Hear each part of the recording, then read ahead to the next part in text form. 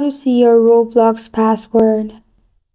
Hi everyone, it's Sophia to assist you today. Without any delay, let's jump right in.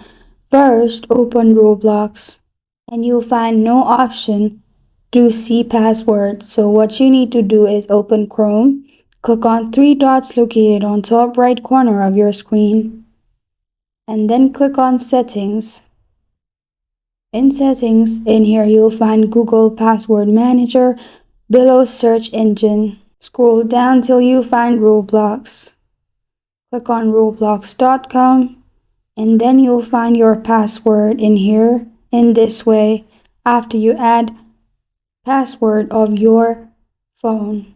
Simply click on I like button and you'll be able to see password of Roblox. This is how to see your Roblox password. Thank you for joining me today. If this video helps you out, please leave a like and subscribe for more. Got a question or want to suggest a topic, comment below. I'm Sophia signing off until next time.